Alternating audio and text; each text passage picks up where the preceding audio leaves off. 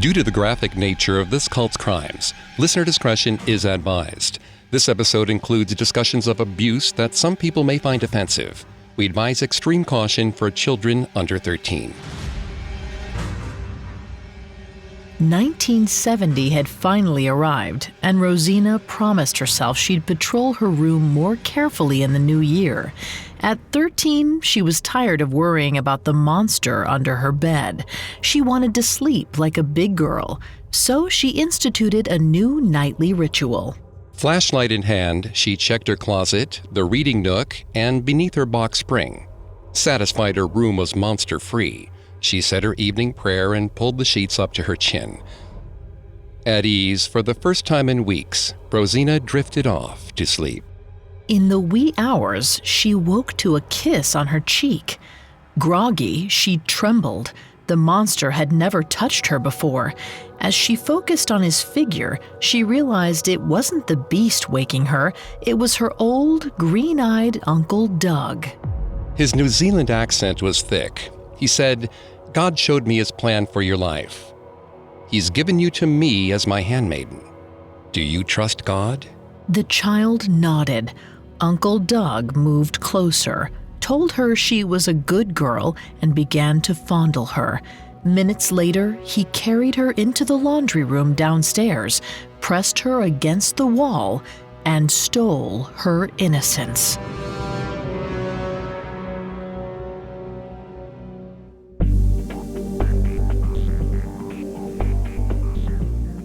Hi, I'm Greg Polson. And I'm Vanessa Richardson. And this is Cults, a Parcast original. Every Tuesday, we look at a cult's practices, their leader, and their followers.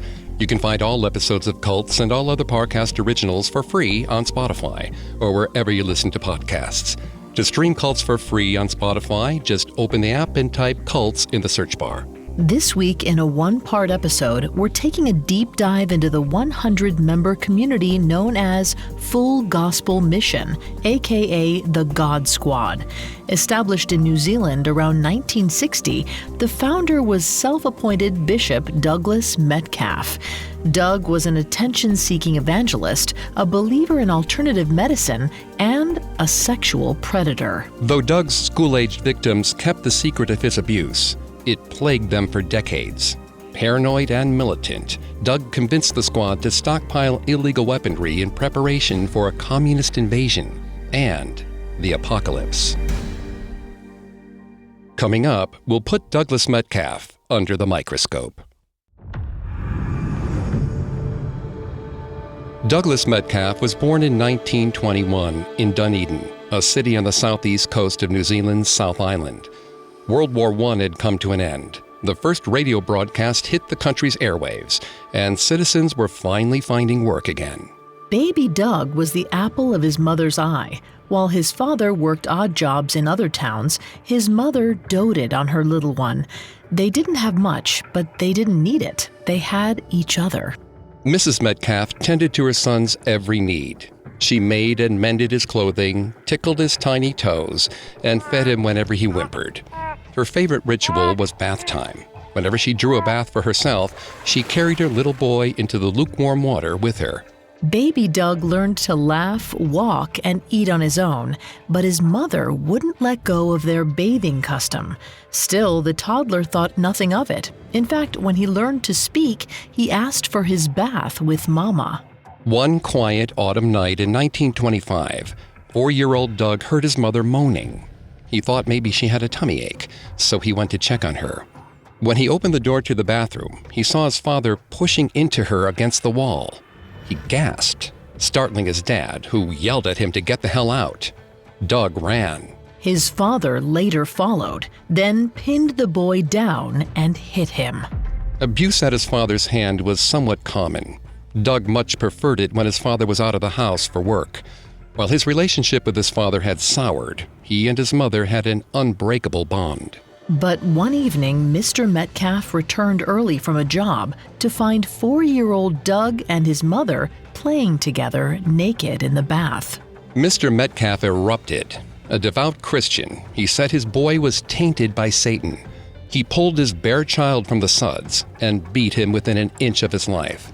Once he finished with Doug, he put his hands on his wife. He shouted she was turning their son into a heathen. Doug's mother swore she would never take a bath with the boy again, and she stuck to her promise. At just 4 years old, Doug learned that a rage-filled outburst could get someone to obey him. Vanessa's going to take over on the psychology here and throughout the episode. Please note, Vanessa is not a licensed psychologist or psychiatrist, but she has done a lot of research for this show. Thanks, Greg. According to researchers Allison Cunningham and Linda Baker of the Center for Children and Families in the Justice System, male rationalizations for abuse can include, "I'm the man, so I'm in charge," or "God demands that I keep the family in line." A child believing these ideas could see women as inferior, excuse the man's abusive behavior, or even try to emulate him. Such a child could grow up to justify abuse in intimate relationships or workplace settings. Young Doug's intimacy with his mother created in him a perpetual longing for touch. But the bruises his father left him taught him intimate contact was a sin. One parent tempted him to connect, and the other shamed him for it. This made for quite the paradox in his personality. Later in his teenage years, Doug spent his free time spying on schoolgirls from behind bushes or parked cars. He loved studying their bodies and tried to catch glimpses of their undergarments. Yet his voyeurism also came with shame. He tried to stop his ungodly behavior by practicing the Christian values his father preached. Doug grew intensely devout, swearing to honor God and hoping one day to lead his own church. He practiced the Pentecostal religious art of healing, anointing others with cooking oil and driving out evil spirits. Doug may have wondered how he could be great when his past was so unsavory. Like Charles Manson or David Koresh, he believed he could only thrive if his personal history remained surreptitious. In the same vein, Doug's extreme privacy created a gap in what we know about his early years. Though we don't know exactly when Doug left Dunedin, we know he didn't go very far. Doug resurfaced on Eureka Street in the Aranui district of Christchurch, 200 miles away, preaching his Pentecostalist views to anyone that listened. Bishop Doug came across all types of people as he evangelized around town, and it wasn't long before he met a young lady by the name of Pearl. We know little about her childhood, but as an adult, she was said to be kind, submissive, and a talented seamstress. Plus, she was Christian. She believed wholeheartedly in Doug's potential, which he found endearing.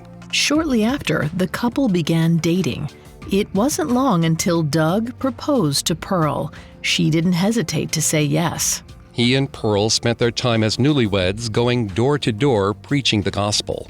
Pearl was easy to get along with and quite engaged in the community. This meant she was able to make introductions for her husband. But for years, Doug had no luck building any significant following for his proposed church, the Full Gospel Mission. Strangers thought he was pushy and too serious. However, Doug felt his audacity was justified. Many Pentecostals believe the Bible exists without error, and its miracles maintain their relevance, even in the modern age. To Doug, such phenomena took the form of sudden healing from injuries and illness, and these healings proved that his actions were proper. Bishop Doug believed these marvels were the signals of God's hand, and it was one such marvel that finally gave Doug the foothold he needed to launch his reputation in Christchurch. In 1957, 36-year-old Bishop Douglas Metcalf knocked on the door of a brassy 17-year-old newlywed named Golda. When she opened the door, she noticed the Bible in his hand. The first thing he noticed was the newborn in her arms. Gruffly, Golda said she had no interest in being preached to, but as she shut the door, Doug stopped it with his palm. Golda told him that in her experience, prayer didn't work. If it did, why hadn't God helped her close friend who was dying of cancer? Bishop Doug asked for time enough to pray for Golda's friend. Distracted by her restless babe, she allowed it. As he prayed, the baby girl's cries were mollified. Grateful for the peace and quiet, Golda thanked the bishop for the prayer. One day, their prayers were answered. Her friend's leukemia had disappeared without a trace. She said the doctors were flabbergasted. Golda was forever in Doug's debt. The next thing Doug knew, Golda was knocking on his door. She insisted he teach her everything about Jesus and the gospel. By 1960, Golda became fast friends with Pearl. They eventually took turns hosting Bible study parties. Whenever Doug preached to Golda's friends at the get-togethers, he won new followers. They were drawn to his beautiful voice. Simultaneously gentle and persuasive, he cultivated a magnetic power that led every listener to believe he was speaking to them alone. Suddenly, he had a flock. But Doug's version of Christianity started to morph as his following grew. He was inspired by British Israelism, the belief that the lost tribes of Israel migrated to Europe and were the primary ancestors of the British. Doug coupled this notion with the pomp, spectacle, and military intent of the Knights Templar. Thus, the full gospel mission was born. According to Bishop Doug, other faiths were bastardizations of the true religion he envisioned. Even in the beginning, Doug laid out an us versus them sentiment. He taught his congregation to ignore emotion and gut instinct. He said the only thing that mattered was that his followers suffered in the name of Jesus Christ. Nobody questioned Doug's interpretation of the Bible. They simply honored and revered the bishop. To them, he was the hero they'd long been waiting for. All the while, Doug and Pearl grew closer to Golda and her husband. They even became uncle and auntie to Golda's baby, Rosina, who by the early 1970s had become quite a pretty girl. 13-year-old Rosina was earnest and faithful in her own right. She relied heavily on Uncle Doug to answer her spiritual questions, just as he'd done for her mother years earlier. It wasn't uncommon for Uncle Doug to spend more time in Rosina's household than his own home. She trusted him as if he were her own father, which was why, when she woke up one chilly night in 1970 to her uncle sitting on the edge of her bed, she thought nothing of it. Sleepy-eyed, she asked what he was doing in her room. He told her not to make a peep. He wanted to share some special news with her. The 49-year-old bishop told the adolescent girl she was chosen by God to be his handmaiden.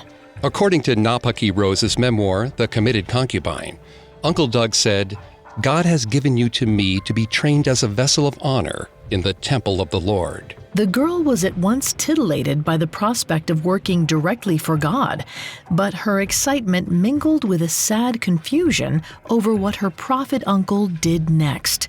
His calloused hand massaged her as he spoke of her divine responsibility.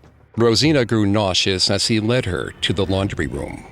There, he raped the child. Next, Bishop Doug's lust for power grows. Hi, it's Greg. Parcast has a brand new series sure to become your next podcast obsession. It's called Medical Murders, and it exposes a dark and disturbing diagnosis that not every doctor wants to extend your life. Every Wednesday, Medical Murders introduces you to the worst the medical community has to offer. Men and women who took an oath to save lives, but instead use their expertise to develop more sinister specialties. Join host Alastair Burton as he examines the formative years and motives of history's most infamous killers, dissecting their medical backgrounds with expert analysis and professional insight provided by practicing MD Dr. David Kipper. You'll investigate a wide range of heinous healthcare workers, like the general practitioner believed to be the most prolific serial killer in modern history, or the dentist who led a double life as a hitman, or even the doctor and gang member who mixed deadly potions for unhappy housewives to use on their husbands. When it comes to these true crime stories, the only thing the doctor ordered is murder. Follow Medical Murders free on Spotify or wherever you get your podcasts. Now back to the story. In the 1960s, native New Zealander Doug Metcalf appointed himself the bishop of a rapidly growing community of devoted followers. Full Gospel Mission, or the God Squad as it was often referred to, was 100 members strong. Doug taught his sect that, as Abraham's descendants, they would inherit the Holy Land. Doug assured his flock that he would do everything in his power to fulfill the prophecy. As he hooked congregants on the theory, he evolved his position. He claimed to be Christ reincarnated. His followers readily accepted this new truth with praise and awe.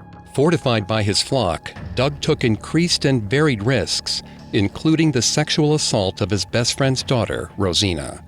He'd spent years acting as a fatherly figure to her and earning her trust. According to the Australian Royal Commission into Institutional Responses to Child Sexual Abuses, sexually abusive behavior includes child grooming, which refers to actions deliberately undertaken with the aim of befriending and establishing an emotional connection with a child to lower the child's inhibitions in preparation for sexual activity with the child. It seems all too likely that Doug had been grooming both Rosina and her parents to prepare them for the abuse he had planned all along. By obtaining the parents' worship, they would never question the time he spent with their daughter, and by swearing their daughter to secrecy, she would never tell her parents what Doug did to her behind closed doors. Uncle Doug did everything he could to keep Rosina quiet. He drove Rosina a few miles from her home to Mount Victoria. Under the stars, he pointed to the site of a violent murder that was in the news. He detailed the story of how two sisters pushed their mother over the edge of a treacherous cliff. In unspoken words, he told Rosina the same fate would befall her should she breathe a word of their interactions. Clocking the fear in her eyes, he comforted her by sharing that their sexual act cleansed her. Doug asked if she would pray with him and make a promise to God to serve him. She agreed, eager to be done with the ordeal. Secure in their pact to carry on in secret, Doug brought Rosina home. Doug's abuse of Rosina made him more confident, but he realized if he wanted real control over his congregation, he'd need to further isolate them. He wanted them removed from the rest of society where outsiders wouldn't be able to challenge his philosophy. Doug relied heavily on teaching a sort of dualistic thinking. According to the book by Catherine Boyd, The Fundamentalist Mindset, dualistic thinking is inherently related to paranoia and the apocalyptic. Locating evil also presumes the possibility of salvation or escape from evil. In other words, Doug had to make the outside world scary to the members of his cult. If his followers discovered the world was safe, they might leave him. Later, in 1970, he felt the time was right to present his flock with an idea. He told the congregation that the Communist Party was looking to bring down the devout. If captured, the Reds would tattoo a symbol of Satan, the number 666, on the squad members' heads. As the members believed the digits could invoke the Antichrist, they feared the mark could bar their entry to heaven. To protect themselves from this fate, he ordered the church to limit any interaction with the outside world. He demanded they even break family ties. Then he convinced them to help him build a commune just outside of Christchurch in the Canterbury Hills. In 1972, 51-year-old Bishop Doug Metcalf led his sect from its initial home in Christchurch to a 118-acre plot of land an hour north, outside of Waipara. Together, the members of his Full Gospel mission began constructing an impenetrable bastion.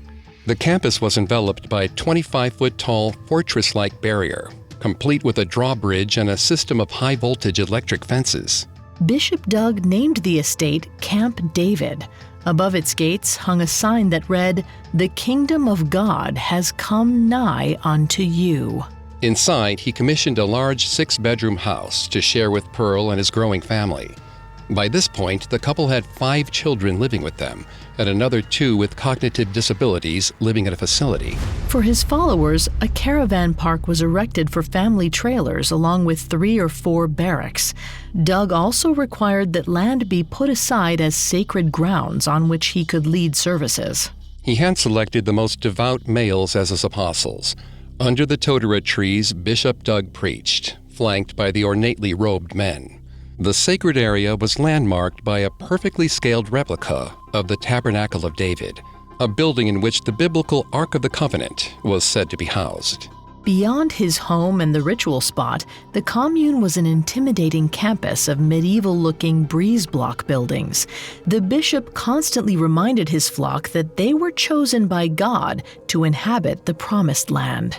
He invited families of followers to reside on the premises, but established from the beginning that women weren't permitted to leave the encampment. But Doug demanded men bring in substantial income from outside world jobs. Even though this went against his isolationist teachings, Bishop Doug needed money to run his church. Under this setup, the church flourished, but as the membership grew, so did Douglas's obsession with power. Around 1973, Bishop Doug told Golda he'd chosen her daughter, 15-year-old Rosina, for a special post as his secretary. In fact, God demanded that Rosina leave her family's barracks and live with him.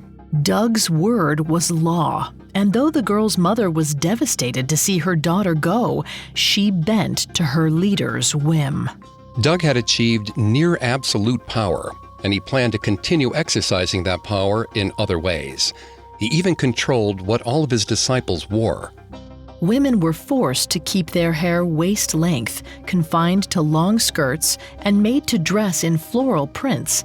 They also donned headscarves. These were emblems of submission. Moreover, females were banned from purple or red attire. These were considered royal colors, meant only for the men.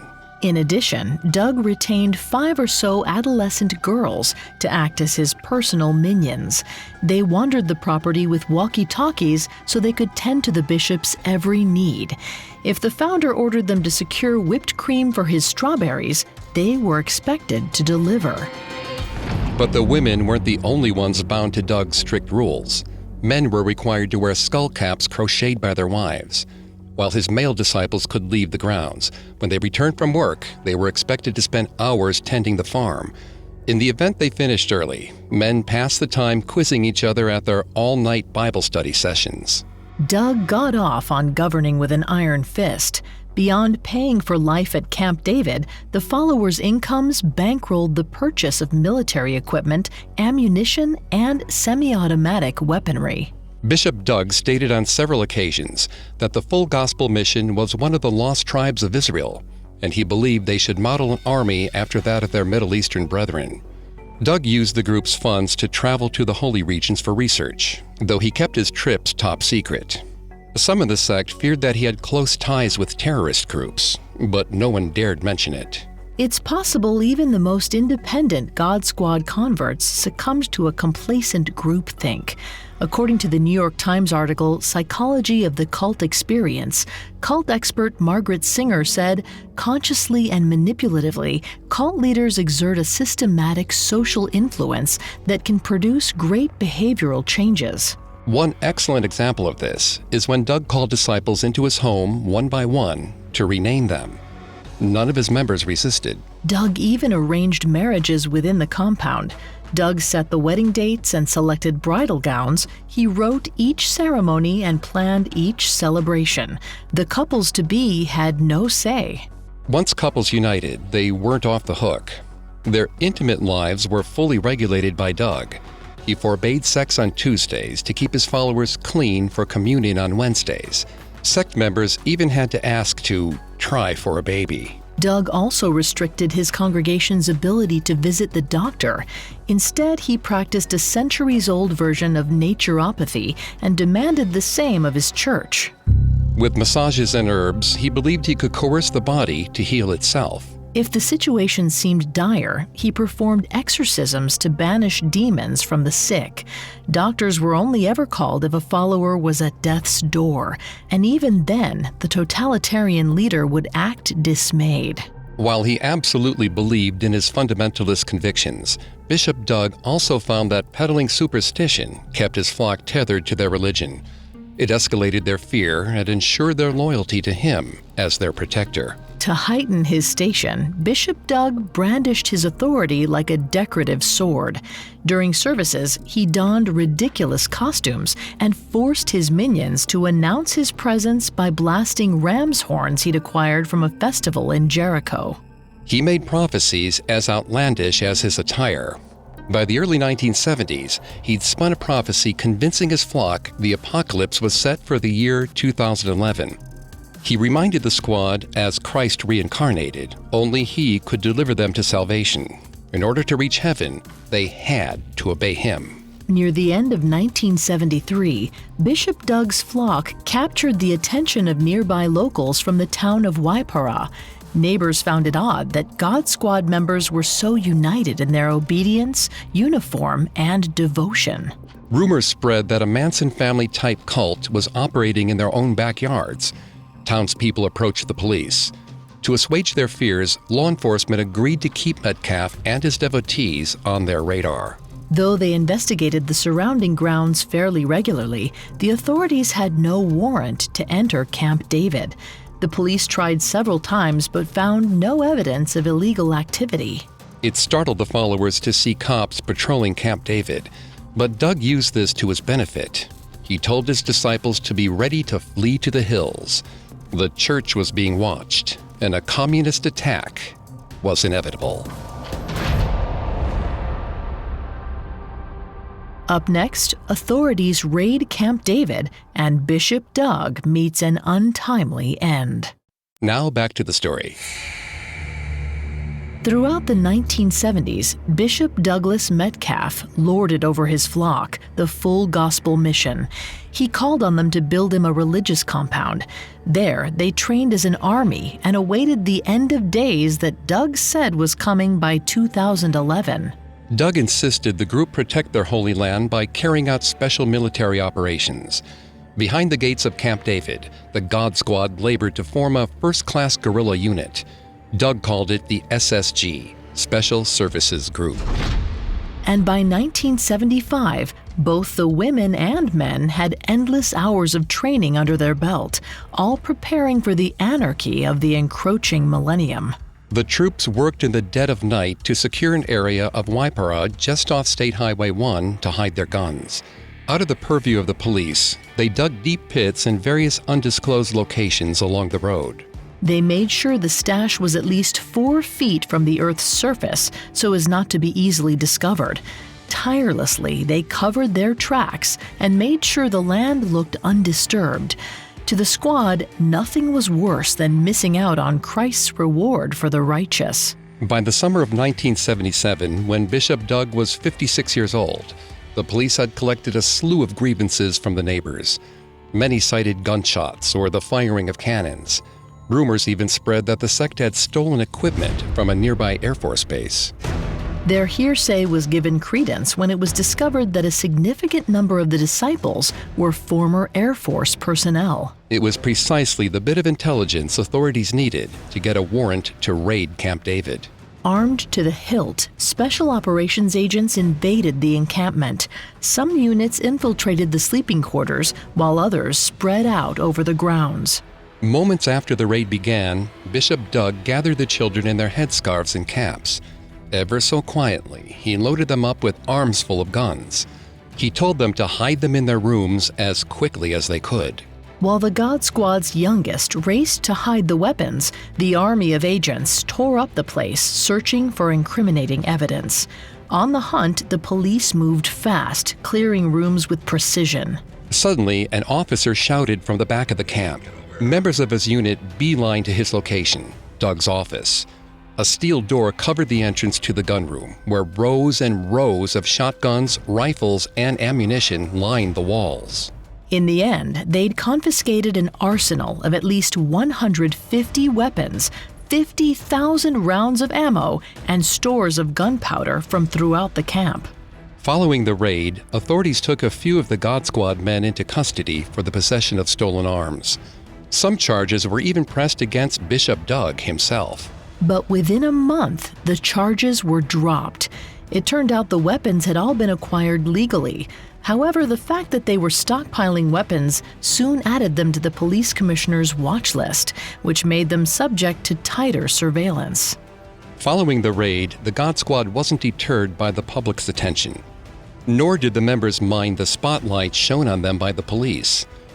To the church, the raids were a form of worldly persecution, emblematic of its journey down the righteous path. The incident only reinforced what the founder had taught them. It appeared Bishop Doug got off scot-free. In 1987, when Bishop Doug was 66 years old, Full Gospel Mission was raided again. This time the cult was suspected of subversive conspiracy, a desire to overthrow the government, but there was an issue with the search warrant. The bureaucratic glitch gave the squad 48 hours to move their weapons. And once again, the police weren't able to find any crime with which to charge the group. But the incidents raised awareness among some members that things weren't quite right. One member even wrote a letter to the bishop expressing his fears that the founder was leading the group astray. In response, the man was publicly shunned, humiliated, and excommunicated. Bishop Doug even went so far as to excommunicate his entire family and claimed they were all headed straight to hell. Doug was adamant that his teachings were infallible, and he wasn't to be questioned or disagreed with. The founder would maintain this power until one June night in 1989, when 68-year-old Bishop Douglas Metcalf suddenly dropped dead. No prophecy predicted his time had come. There were no signs foretelling his demise. His heart simply gave out. In response, the members of Full Gospel Mission kept vigil over his body night and day. They waited 3 full days with bated breath for his resurrection. Some swore they saw him twitch. Others claimed a skeleton-like cloud portended his return from the afterworld. But in reality, his body stayed still, and his spirit remained lost. The Full Gospel Mission struggled with the loss of its founder, but the followers continued to live on the compound and practice their faith. Some believed Bishop Doug would return as Christ in the year 2000. But the God Squad wouldn't be around to witness Doug's resurgence. In 1996, at 39 years old, Rosina decided to tell her story. She confided in another female member that Bishop Doug had molested her from the time she was 13 years old. Rosina was surprised to learn that she wasn't the only one. A handful of girls began to share their stories, and more came forward. They spoke of being called to Doug's room and the abuse they endured there. Bishop Doug effectively kept his trysts secret from his victims' parents and even his wife. He told the girls they would be kicked out if they breathed a word about their relationships with him. But Camp David was home. The young women couldn't fathom losing their families and thought they'd burn in hell if anyone knew. Furthermore, several of the victims had forgotten the details of their abuse until Rosina came forward. In her article, Why Adult Victims of Childhood Sexual Abuse Don't Disclose, psychotherapist Beverly Engel said, when a child is being sexually abused, in order to protect herself from the repeated invasion of her deepest inner self, she may turn off the connection between her mind and her body, creating the sensation of leaving one's body. This common defense helps the victim survive the assault. As more members learned of Bishop Doug's abuses and adultery, a mass exodus began. Sect members wondered how someone they devoted their whole lives to, someone they believed to be Christ himself, could be a predator and adulterer. Though Bishop Doug Metcalf promised his disciples the keys to the kingdom of heaven, his death left them wallowing in the wake of his faithless betrayal. He manipulated and brainwashed them. In the end, Doug lied to himself to feel clean from his sin, but in perpetuating his lie, his disciples were forced to live it too.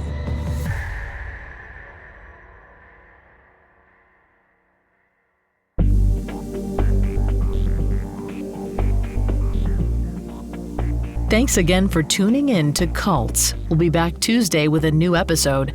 For more information on Bishop Douglas Metcalf, amongst the many sources we used, we found The Committed Concubine, a woman's account of her life within the confines of a religious cult by Napaki Rose, extremely helpful to our research. You can find all episodes of Cults and all other Parcast originals for free on Spotify. Not only does Spotify already have all of your favorite music, but now Spotify is making it easy for you to enjoy all of your favorite Parcast originals, like Cults, for free from your phone, desktop, or smart speaker. To stream Cults on Spotify, just open the app and type Cults in the search bar. We'll see you next time. Cults was created by Max Cutler and is a Parcast Studios original. Executive producers include Max and Ron Cutler. Sound design by Russell Nash, with production assistance by Ron Shapiro, Carly Madden, and Aaron Larson. This episode of Cults was written by John Levinson, with writing assistance by Abigail Cannon, and stars Greg Polson and Vanessa Richardson.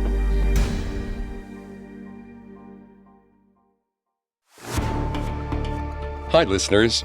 Remember to check out the new Parcast original series, Medical Murders. Every Wednesday, meet the worst the medical community has to offer.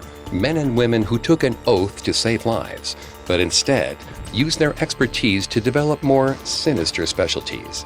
Follow Medical Murders free on Spotify or wherever you get your podcasts.